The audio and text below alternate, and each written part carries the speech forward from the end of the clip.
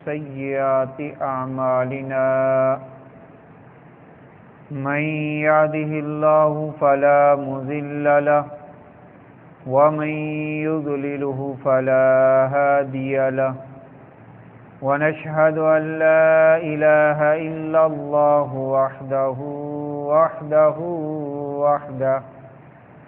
لا شريك له ونشهد أن سيدنا ومولانا محمدا عبده ورسوله أما بعد فقد قال الله تبارك وتعالى في القرآن المجيد والفرقان الحميد فأعوذ بالله من الشيطان الرجيم بسم الله الرحمن الرحيم قل رب زدني علما وقال الله تبارك وتعالى في مقام آخر إنما يخشى الله من عباده العلماء سبحان ربك رب العزة عما يصفون وسلام على المرسلين والحمد لله رب العالمين. درود شریف پڑھ لیں. بسم اللہ الرحمن الرحیم. اللهم صل على محمد وعلى آل محمد كما صليت على إبراهيم وعلى آل إبراهيم إنك حميد مجيد. اللهم بارك على محمد وعلى آل محمد كما باركت على إبراهيم وعلى آل إبراهيم إنك حميد مجيد. اللہ تبارک و تعالی نے انسان اور جن ان دو کے بارے میں فرمایا کہ میں نے ان کو اپنی عبادت کے لیے پیدا فرمایا. آج ہم اس چیز کو بھول چکے ہیں اور وہ چیز جو ہمارے ذمے تھی اس کو ہم نے چھوڑ دیا اور اس چیز کی توقع کے اندر لگ گئے جس کی ذمہ داری اللہ کی ذات نے اٹھائی ہے. انسان چاہتا ہے کہ مجھے عزت ملے، مجھے مقام ملے، مجھے مرتبہ ملے، عظمتیں ملے، لیکن اس راستے پر نہیں چلتا جس راستے سے عزت، عظمت، مقام، مرتبہ ملنا ہے. تو وہ کیسے پا سکتا ہے؟ آج اس دنیا کی زندگی کے اندر انسان اگر غور کرے تو ایک عزت وہ ہے جو دین کے ذریعے، علم کے ذریعے ملنی ہے، اور دوسری عزت وہ ہے جو دنیا اور مال کے ذریعے ملنی ہے. ان دونوں کا اگر ہمیں آج فرق سمجھ آ جائے تو ہمارے سامنے گویا کہ حقیقت کھل جائے گی کہ اس کا فرق کیا ہے. مال کی وجہ سے عزت ملے گی، عہدے منصب کی وجہ سے، جائیداد کی وجہ سے عزت ملے گی، لیکن وہ وقتی ہوگی، وہ عارضی ہوگی. اس کی وجہ اس لیے کہ مال جب خود عارضی ہے تو اس سے ملنے والی عزت بھی عارضی ہی ہوگی. کچھ عرصہ پہلے کی بات ہے، ایک صاحب بتا رہے تھے کہ ہمارے ٹاؤن کمیٹی کے جو سربراہ تھے ان کا بھائی فوت ہو گیا، اور فوت بھی کہاں ہوا؟ رحیم یار خان کے اندر. لہذا کہتے ہیں ہم ان کے ماتحت تھے، ان کے ملازم تھے، اس وجہ سے اس کے بھائی کے فوت ہونے کے پیش نظر ہم نے جنازے پر جانا ضروری سمجھا. سفر شروع کیا، یہاں تک کہ اس سفر کے اندر ہمیں گاڑی کی سیٹ نہیں ملی تو ہم بس کی چھت پر بیٹھ کر جنازے پر پہنچ گئے. کیوں؟ اپنے افسر کو، اپنے بڑے کو ہم نے چہرہ دکھانا تھا. اپنا تعلق، اپنی ہمدردی دکھانی تھی، کل کو ان کے محتاط رہ کے ہم نے کام کرنا تھا۔ اس خوشنودی کے پیش نظر ہمیں اتنی مشقت کا بھی سفر کرنا پڑا، ہم نے کرا۔ اللہ کا کرنا ایسا ہوا، کچھ عرصہ کے بعد وہ خود افسر صاحب خود فوت ہو گئے،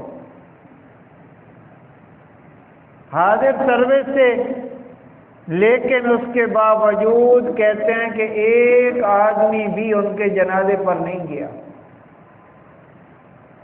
جس کی وجہ سے اس کے بھائی کے جنازے پر پہنچنے والے اب اس کے خود جنازے پر نہیں جا رہے۔ کیوں نہیں جا رہے؟ پتہ ہے کل کو یہ کوئی ہمارا افسر رہے گا، کل کو اس سے واسطہ پڑنا ہے، کل اس سے کوئی تعلق ضرور ہونا ہے۔ جب تعلق نہیں، واسطہ نہیں، لہذا آپ جنازے پر جانے کی ضرورت بھی نہیں ہے۔ دیکھو میرے بھائی، یہ وقتی دنیا، مال، دولت، عزت، احترام جس کو ہم سمجھ رہے ہیں، یہ کوئی حقیقت میں حقیقت نہیں ہے میرے بھائی۔ یہ تو جب تک وہ سیٹ پر بیٹھا ہے، کرسی پر بیٹھا ہے، تو اس وقت سلوٹ چل رہا ہے۔ جیسے ہی کرسی سے برطرف ہوتا ہے تو اس کے بعد تو کون اور میں کون؟ تیری شاہی کہاں گئی؟ تیری افسری کہاں گئی؟ تیرا عہدہ منصب کہاں گیا؟ اس لیے میرے بھائی ہمیں سمجھ جانا چاہیے کہ یہ عزت کوئی حقیقت میں عزت نہیں ہے جو مال کی وجہ سے، عہدے کی وجہ سے، جائیداد کی وجہ سے مل رہی ہے، کوئی حقیقت میں عزت نہیں ہے میرے بھائی۔ عزت اصل کے اندر دین کی وجہ سے جو ملتی ہے، علم کی وجہ سے جو ملتی ہے، نیک اعمال کی وجہ سے ملتی ہے، اعمال الصالحات کے ذریعے ملتی ہے، اس کا مقام اور مرتبہ ہے۔ وہ دیر پا ہے، وہ ہمیشہ کے لیے۔ ہارون الرشید بادشاہ ہے، باہر گلی کے اندر شور شرابہ کچھ سنا، ہلا گلا سنا، تو اس کی بیٹی نے اوپر سے جب جھانکا، دیکھا اور اس کی وجہ معلوم کرنا چاہی، پتہ چلا کہ ایک فقیہ آئے ہیں شہر کے اندر، ان کے استقبال کے لیے لوگ اکٹھے ہیں۔ تو اپنے باپ کو کہتی ہے کہ اصل بادشاہ تو یہ لوگ ہیں، اصل بادشاہ تو یہ ہے، یہاں کوئی کمپین نہ چلانا پڑے کہ بادشاہ آ رہا ہے، استقبال کرنا ہے، اس کی تیاریاں کرنی ہیں، ان کے لیے پہنچنا ہے، نفری کو بلایا جاتا ہے، گاڑیوں کی پکڑ دھکڑ کی جاتی ہے، مفت میں لے جانے کا ٹاسک دیا جاتا ہے، لیکن اس کے باوجود وہ مجمع وہ نہیں ہوتا، ان کے دل کے اندر عزت احترام قدر نہیں ہوتی جو خود اپنے شوق اور جذبہ کے لیے، ایک عالم کے لیے، ایک فقیہ کے لیے، ایک محدث کے لیے نکلتے ہیں۔ تو وہ جذبہ اور کیا ہے، وہ بات ان کے اندر حقیقت میں نہیں ہوتی۔ اس لیے بیٹی نے کہا اصل بادشاہ تو یہ لوگ ہیں، اصل بادشاہ تو یہ ہے جو دلوں پر چلتی ہے، جو دلوں کے اندر گھر کر چکی ہے۔ فرمایا یہ دین کی نسبت کی وجہ سے جو عزت و احترام ہے، اس کو کوئی نہیں چھین سکتا میرے بھائی۔ اور یہ کب ملے گا؟ جب انسان دین کے ساتھ وابستہ ہو جائے، دین کے ساتھ اپنا تعلق جوڑ لے، علم حاصل کرے۔ آج سکول ہے، کالج ہے، ان کی تعلیم سے کوئی انکار نہیں ہے، اس کی ضرورت کا بھی انکار نہیں کیا جا سکتا، لیکن قرآن اور حدیث اور فقہ کے علم کے مقابلے کے اندر یہ علوم نہیں کہلاتے میرے بھائی۔ یہ ہمارے لیے ایک ذریعہ معاش تو ہو سکتا ہے، انجینئر بن جائیں گے، ڈاکٹر بن جائیں گے، جنرل کرنل بن جائیں گے، یہ تو ہو سکتا ہے، لیکن جو علم دین ہمیں دین کی وجہ سے ملنا ہے، قرآن و حدیث کی وجہ سے ملنا ہے، جو ہمیں فقہ کی وجہ سے ملنا ہے، وہ اس کا مقابلہ نہیں کر سکتے میرے بھائی۔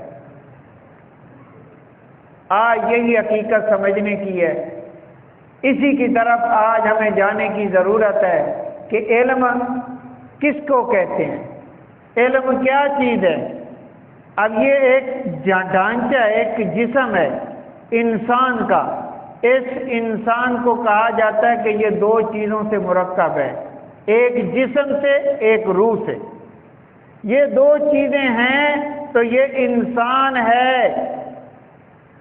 اب دیکھو جب تک روح کا تعلق اس کے ساتھ نہیں تھا تو کچھ بھی نہیں تھا، جیسے اس کے ساتھ روح کا تعلق جڑا، ایک انسانی شکل کے اندر آ گیا، جب تک روح اس کے اندر ہے یہ انسان چلتا پھرتا، جیسے ہی روح پرواز کر جاتی ہے تو کیا کہا جاتا ہے کہ یہ میت ہے، یہ نعش ہے، یہ مردہ ہے، یہ ڈیڈ باڈی ہے۔ اب سے ہی پتہ چل گیا کہ اصل چیز اس جسم نہیں ہے بلکہ اس کی روح ہے۔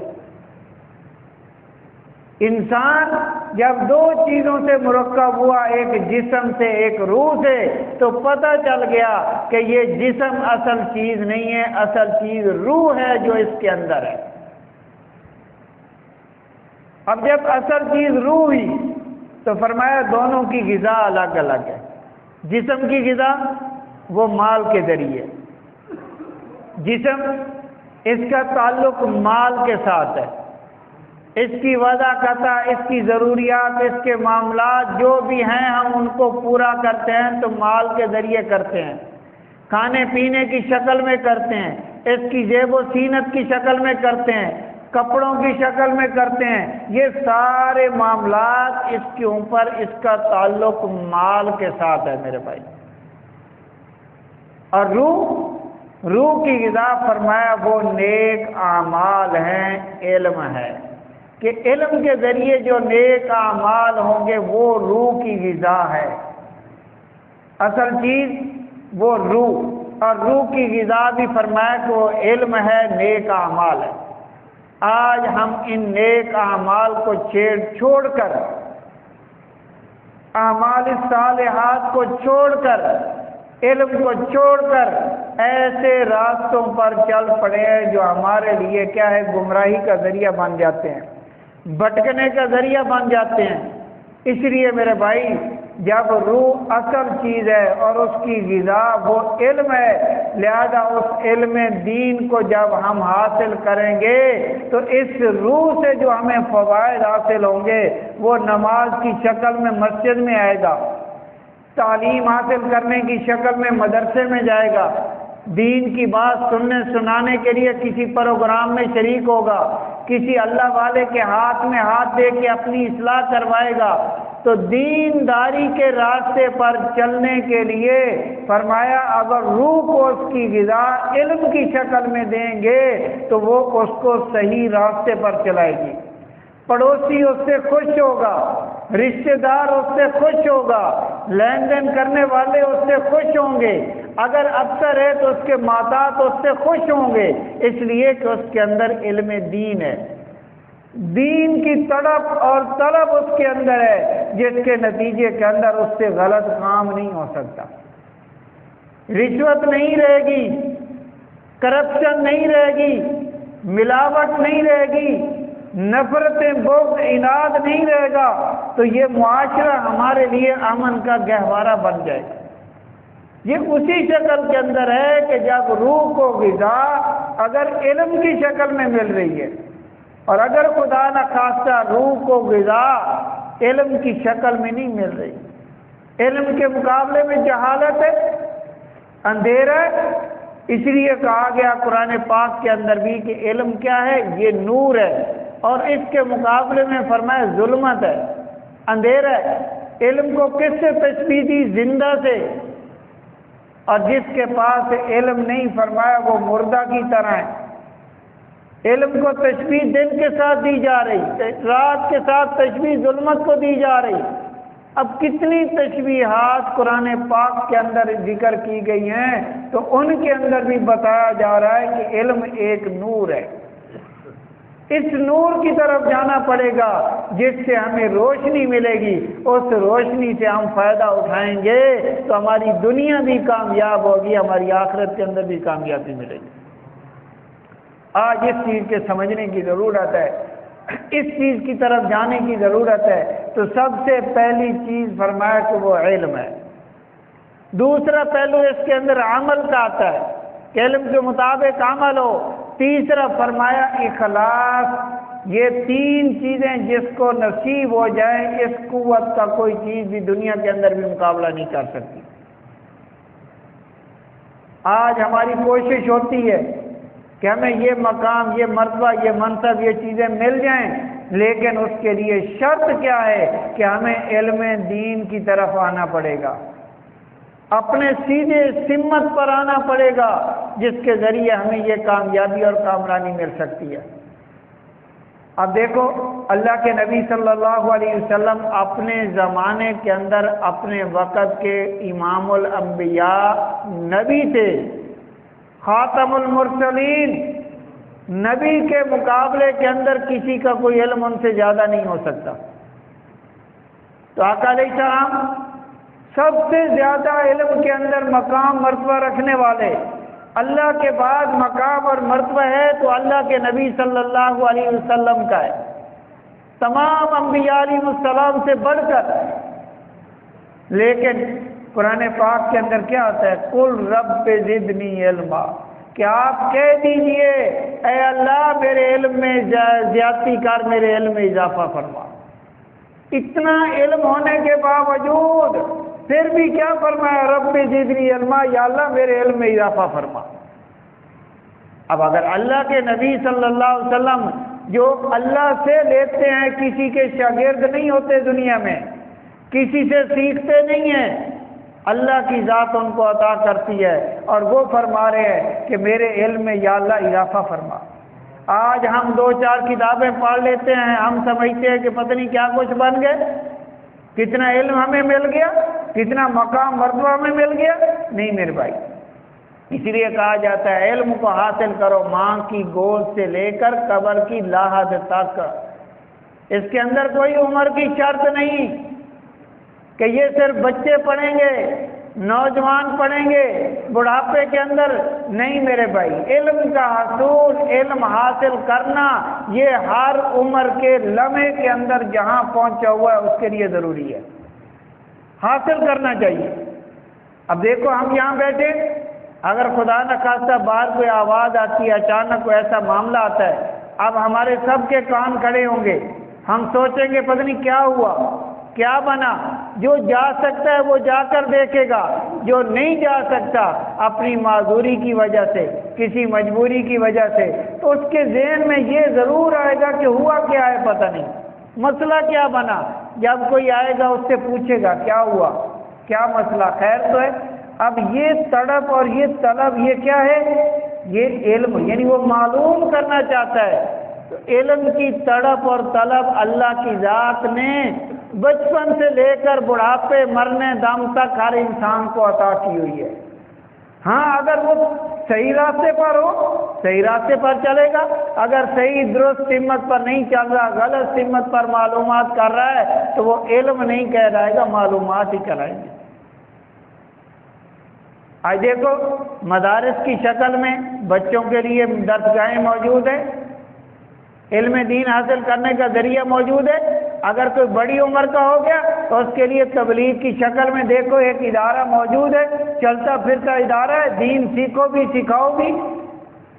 خانقاہیں موجود ہیں، کسی پیر صاحب کے، اپنے مرشد کے، اپنے ہاتھ پر ہاتھ رکھو، اپنی کیا کرو، بیعت کرو، اپنی اصلاح کرو، اپنے گناہ بتاؤ، ہم سے یہ گناہ ہوتا ہے، ہمارے اندر یہ کمی کوتاہی ہے، وہ آپ کی اصلاح کریں گے، آپ کو طریقے بتلائیں گے۔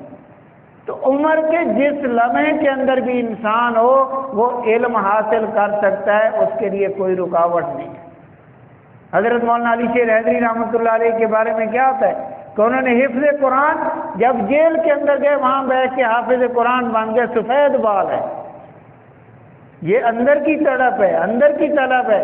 جب انسان کے اندر ہوتی ہے، انسان کوشش کرتا ہے۔ ایک آدمی دنیا داری کے اوپر یہ ساری صرف کر رہا ہے، دوسرا دین داری کے اوپر صرف کر رہا ہے، دونوں کا زمین و آسمان کا فرق ہے میرے بھائی۔ لیکن تڑپ تو ہونی چاہیے، طلب تو ہونی چاہیے۔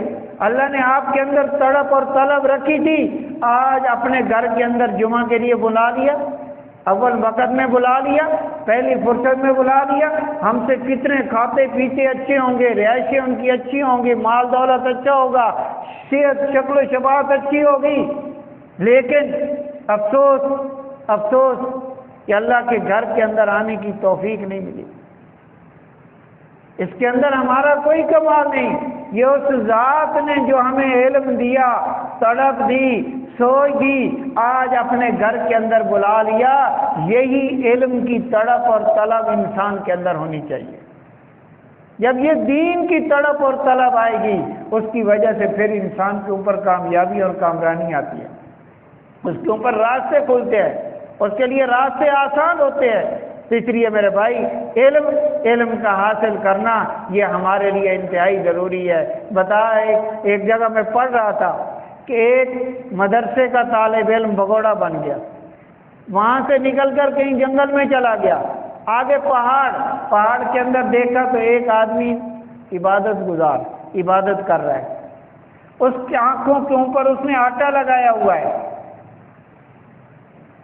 تو یہ طالب علم مدرسے میں پڑھتا تھا، دین پڑھتا تھا، اب شیطان انہی کے اوپر زیادہ محنت کرتا ہے، کوشش کرتا ہے کہ ان کو ان دین سے ہٹاؤ، قرآن حدیث کی تعلیم سے ہٹاؤ۔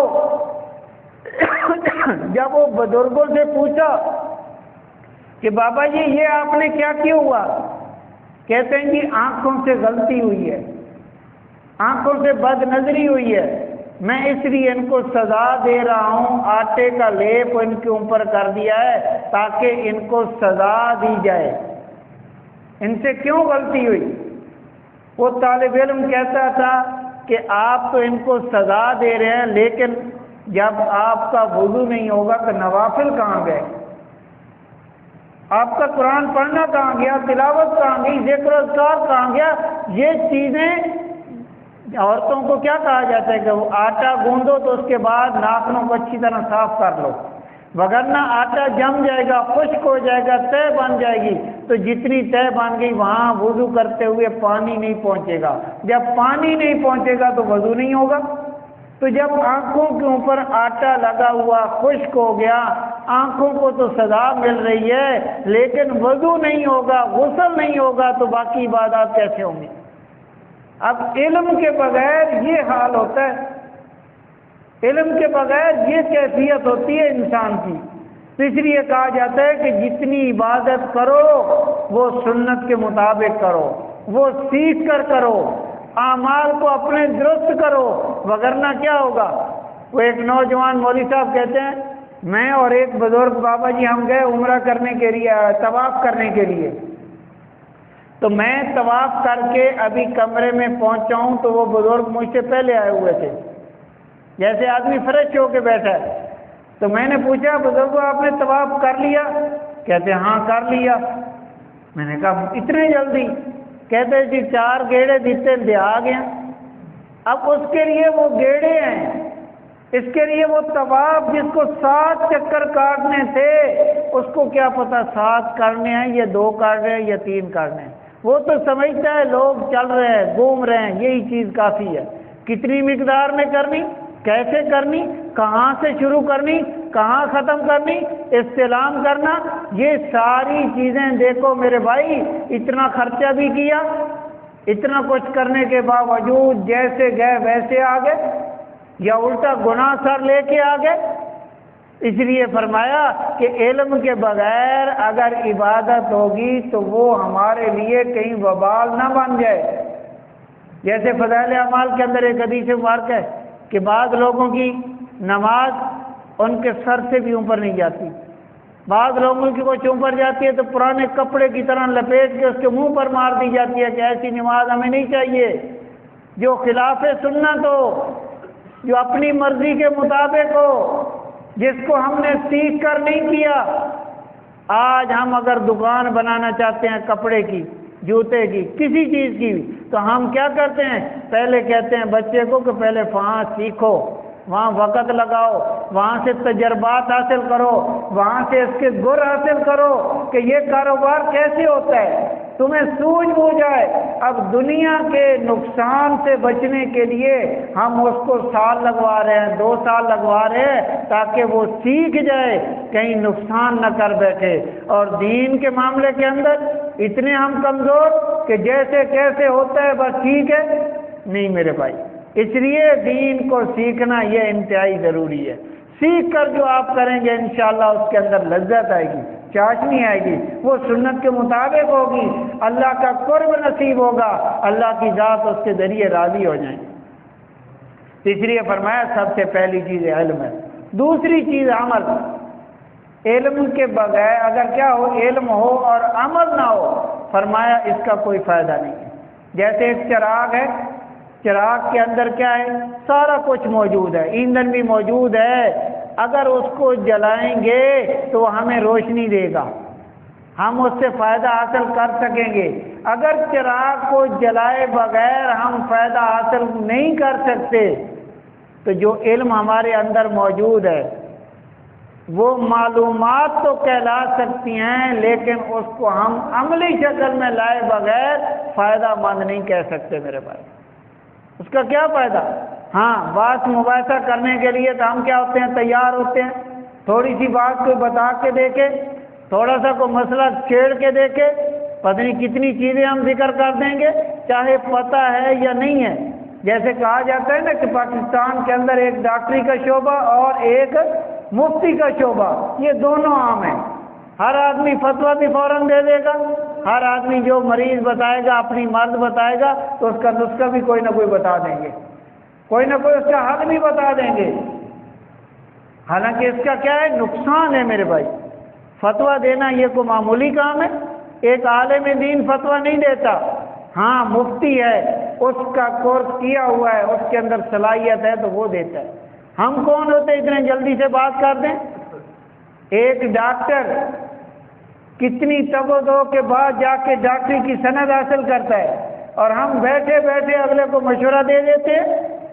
نہیں میرے بھائی، بچنا چاہیے، گریز کرنا چاہیے۔ جو ہماری ذمہ داری ہے ہم اس ذمہ داری کے مطابق چلیں۔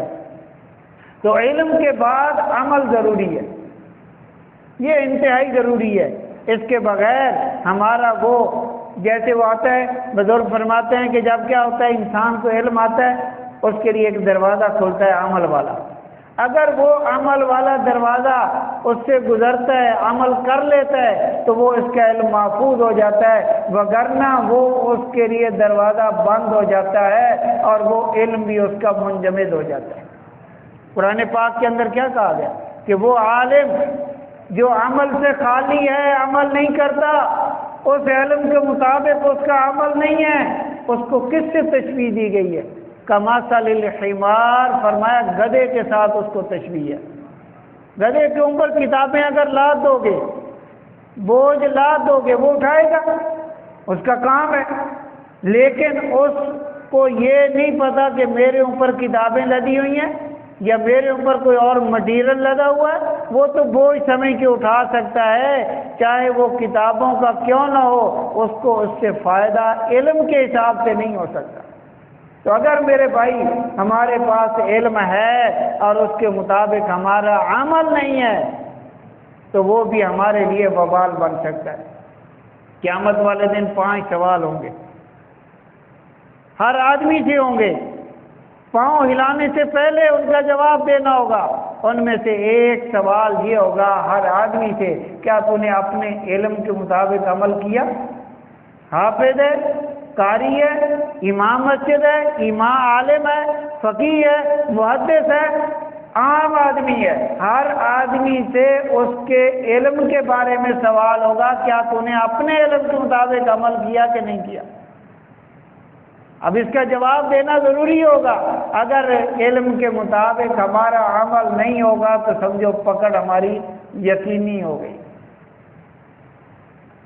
اس کے اندر یہ نہیں ہے کہ صرف عالموں سے سوال ہوگا، مفتیوں سے سوال ہوگا، قاریوں سے سوال ہوگا، نہیں میرے بھائی، ہر آدمی سے سوال ہوگا کہ جتنا اس کو اللہ نے علم دیا کیا اس کے مطابق اس نے عمل کیا کہ نہیں کیا۔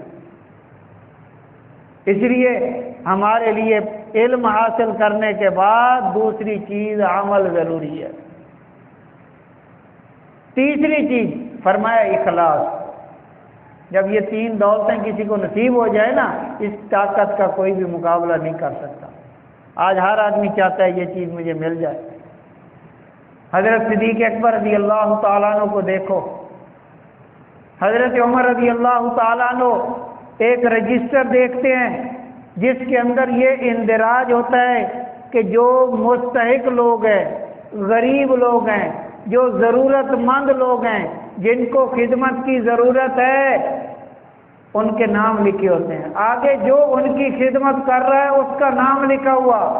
ایک بوڑھی عورت، ضرورت مند عورت، اس کی خدمت کے لیے آگے کسی کا نام نہیں لکھا ہوا۔ حضرت عمر رضی اللہ تعالیٰ عنہ پہنچ گئے۔ جب گئے پتہ چلا، اماں نے بتایا کہ کوئی آیا، صفائی بھی کر گیا، پانی بھی بھر کے رکھ گیا، سارے کام کر کے چلا گیا۔ کون آیا مجھے نہیں پتا۔ دوسری رات جلدی چلے گئے، پھر ہوا پڑا۔ تیسری رات انتظار کیا کہ میں دیکھوں تو سوئی ہے کون۔ جب دیکھا، امیر المومنین سیدنا صدیق اکبر رضی اللہ تعالیٰ عنہ، وقت کے بادشاہ۔ آج ہم اپنی انسٹ سمجھتے ہیں کہ تھوڑا سا عہدہ آ گیا کہ ہم یہ کام کریں گے، ہم یہ کام کریں گے، اسی لیے آج ہمارا بیڑا غرق ہو چکا ہے، اسی لیے آج ہمارے معاملات ہمارے الٹ چل رہے ہیں۔ امیر المومنین بغیر جوتا کے جا رہے ہیں خدمت کے لیے۔ پوچھا کہاں جا رہے؟ کہا آپ کو کیا؟ کہا نہیں، بتایا کہ وہ بوڑھی اماں کی خدمت کے لیے۔ جوتا کیوں نہیں پہنا؟ فرمایا کسی کی نیند نہ کھل جائے، کسی کی نیند کے اندر خلل نہ آ جائے، اس لیے بغیر جوتوں کے جا رہا۔ یہ اخلاص کہلاتا ہے میرے بھائی۔ علم بھی ہے، عمل بھی ہے، اور اس کے نتیجے کے اندر اخلاص والی یہ دولت بھی ہے۔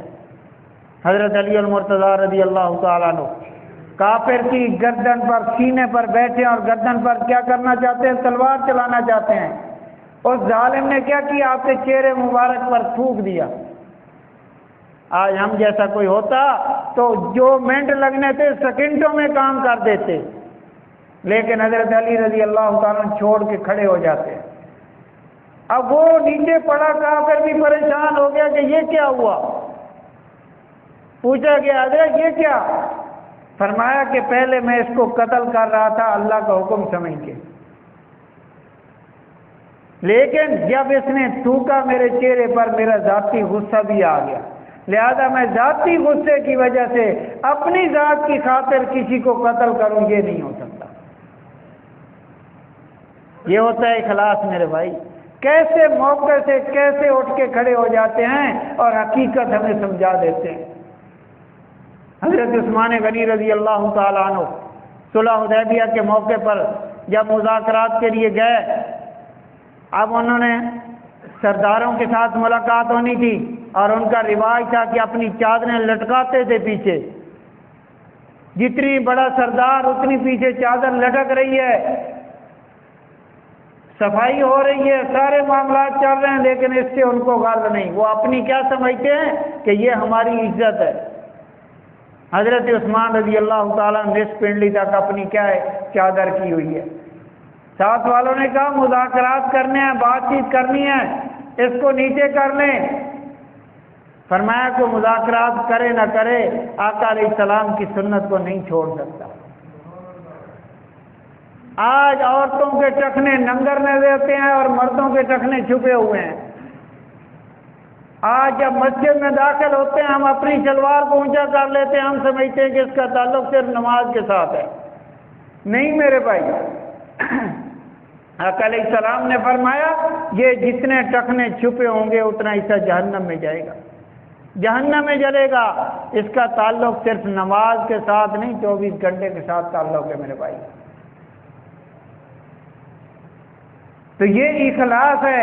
حضرت عمر رضی اللہ تعالیٰ عنہ ممبر پر تشریف فرمائے، اور یہاں سے کہتے ہیں یا ساریۃ الجبل، ساریہ جو ایک امیر لشکر ہیں، ان کو آواز دے رہے ہیں کہ پہاڑ کی طرف دیکھو، نقصان کا خطرہ ہے، دشمن حملہ کرنا چاہتا ہے، یہاں کھڑے ہیں، اور یہاں سے ہوا ان کی آواز کو حضرت ساریہ رضی اللہ تعالی عنہ تک آواز پہنچاتی ہے، اور وہ اپنے نقصان سے بچ جاتے ہیں۔ یہ کیا تھا؟ علم، عمل اور اخلاص کا نتیجہ تھا کہ ہوا بھی ان کی بات کو کیا کر رہی ہے؟ مان رہی ہے۔ ایک مرتبہ مدینہ کے اندر آگ بڑھنے لگی، آپ نے ایک صحابی کو حکم دیا کہ جاؤ اور جہاں سے یہ نکلی ہے اس کو وہیں کیا کرو؟ گھسا کے آؤ۔ اور وہ کیا کرتا ہے؟ اپنی چادر، اپنا رومال لیتا ہے اور اس کا کوڑا بنا کے اس آگ کو اس کپڑے کے ساتھ مار رہا ہے، اور آگ پیچھے ہٹ رہی ہے۔ آگ اور کپڑا، اس نے تو کپڑے کو جلانا تھا، کہ جائے کہ وہ آگے بڑھے، پیچھے بھی ہٹ رہی ہے اور کپڑے کو بھی نہیں جلا رہی۔ یہ کیا تھا؟ یہ علم، عمل اور اخلاص کا نتیجہ تھا میرے بھائی۔ یہ وہ ایک طاقت اور قوت تھی جو وہ آگ کو بھی ماننے پر مجبور کر رہی ہے میرے بھائی۔ وہ دریائے نیل جو آج تک چل رہا ہے، آب و تاب کے ساتھ چل رہا ہے، یہ کس کی مرہون منت چل رہا ہے؟ جس کے اندر ایک دوشیزہ کو، نوجوان کو زیب و زینت کر کے، آراستہ و پیراستہ کر کے ڈالتے تھے تب وہ چلتا تھا، وگرنہ وہ چلتا نہیں تھا۔ جب امیر مصر کو پتہ چلا، انہوں نے کہا یہ اسلام اس کی اجازت نہیں دیتا۔ امیر المومنین کو خط لکھ دیا، اور امیر المومنین میں واپسی خط لکھ دیا، اور اس خط کے نتیجے کے اندر کیا لکھا کہ اگر اللہ کے حکم سے چلنا ہے تو ٹھیک ہے، وگرنہ تیری ہمیں ضرورت نہیں ہے۔ اور وہ دریائے نیل آج تک آب و تاب کے ساتھ چل رہا ہے۔ اس نے بھی حضرت عمر رضی اللہ تعالیٰ عنہ کے کیا ہے بھیجے ہوئے رخوں کو کیا کر لیا؟ مان لیا۔ یہ کیا تھا؟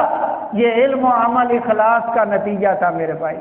یہ ایک طاقت اور دولت تھی، یہ ایک قوت ان کے پاس تھی جس کے بدولت ہر چیز ان کی بات کو ماننے پر مجبور تھی۔ مدینہ کے اندر زلزلہ آیا، زمین نے حرکت کی، حضرت عمر رضی اللہ تعالیٰ عنہ اپنی ایڑی زمین پر مارتے ہیں اور زمین کو خطاب کرتے ہیں کہ ٹھہر جا، کیا تیرے اوپر عمر نے عدل و انصاف نہیں کیا؟ زمین ٹھہر جاتی ہے، زلزلہ رک جاتا ہے میرے بھائی۔ کتنے بیشیوں واقعات ہم نے پڑھے ہیں، لیکن یہ نتیجہ کس چیز کا تھا؟ یہ علم، عمل، اخلاص کا نتیجہ تھا۔ آج ہم چاہتے ہیں ہوا ہماری بات کو مانے، آج ہم چاہتے ہیں پانی ہماری بات کو مانے، لیکن معاملات الٹ چل رہے ہیں، مسائل الٹ چل رہے ہیں، گھر گھر کے اندر نفرتیں ہیں، بغض ہے، عناد ہے۔ اس کا نتیجہ آج ہم اس قوت اور طاقت سے کیا ہے؟ کمزور ہو چکے ہیں۔ آج ہم اس قوت اور طاقت کو نہیں حاصل کر سکے جو ہمیں حاصل کرنی چاہیے تھی، جو ہمیں اپنے اندر پیدا کرنی چاہیے تھی، اس سے ہم خالی ہیں، جس کا نتیجہ آج ہمیں نفرت اور بغض کی شکل میں ملتا ہے۔ کوئی کہتا ہے کسی نے جادو کر دیا، فلاں پر عصیب ہو گیا، فلاں پر یہ ہو گیا۔ نہیں میرے بھائی، یہ سب ہماری اپنی بدعمالیوں کا نتیجہ ہے، ہماری اپنی کمزوریوں کا نتیجہ ہے۔ آج ہم کتنے مسائل کا شکار ہیں۔ ایک ملک تو اپنی جگہ، ایک گھر کو بھی دیکھ لو، کسی کو تھوڑا سا کھول کے دیکھ لو، تھوڑی سی حالات پوچھ کے دیکھ لو، کتنی اپنی مجبوریاں اور معذوریاں بتائے گا، کتنے حالات و واقعات بتائے گا۔ ہر گھر ایک افسانہ بنا ہوا ہے۔ یہ کیا ہے؟ یہ ہماری اپنی بدعمالیوں کا نتیجہ ہے، ہماری اپنی کمزوریوں کا نتیجہ ہے۔ اس لیے میرے بھائی ہمیں چاہیے حضرات صحابہ کرام رضوان اللہ علیہم اجمعین کے نقش قدم پر جیسے انہوں نے علوم کو حاصل کیا، ان پر انہوں نے محنتیں کی، ریاضتیں کی، کوششیں کی، اور اس کے بعد اس کو اپنے گلے سے لگایا، سینے سے لگایا، اور اس کے ساتھ چمٹے رہے عمل کی شکل کے اندر، اور پھر اخلاص تھا، اور اس اخلاص کے نتیجے کے اندر اللہ کی ذات نے، اب دیکھو بیت المقدس آج کیا حالات بنے ہوئے ہیں۔ فلسطین کے اندر ہماری مائیں بہنیں، ہمارے بچوں کا کیا حال احوال ہو رہے ہیں، وہ کلپ نہیں دیکھے جاتے، وہ منظر نہیں دیکھا جا سکتا۔ ایک ایک ملک کو مسلمان، ایک ایک ملک کو کر کے وہ کیا کر رہے ہیں، کیسے تڑپا رہے ہیں۔ عراق کے حالات آپ نے دیکھے۔ یہ ساری چیزیں ہمارے اوپر کیوں آ رہی ہیں؟ حضرت عمر رضی اللہ تعالیٰ عنہ جب بیت المقدس انہوں نے کہا کہ اپنے امیر کو بھیج دو، اگر ان کے اندر نشانیاں ہمیں نظر آ گئیں تو ہم کیا کریں گے، چابیاں سپرد کر دیں گے۔ حضرت عمر رضی اللہ تعالیٰ عنہ سفر کر رہے ہیں، ایک امیر المومنین ہے اور ایک خادم ہے، کوئی سیکورٹی ساتھ نہیں، کوئی گارڈ نہیں۔ اس لیے جیسے کسی بزرگ کا قول ہے کہ جس کو اپنی ذات کی حفاظت کی فکر پڑ جائے وہ دوسروں کی حفاظت کیسے کرے گا؟ سوچنے والی بات ہے نا۔ حضرت عمر رضی اللہ تعالیٰ سر کے نیچے ہاتھ رکھا ہوا ہے، کوئی چیز رکھی ہوئی ہے اور درخت کے نیچے اکیلے سوئے پڑے ہیں، امیر المومنین ہیں۔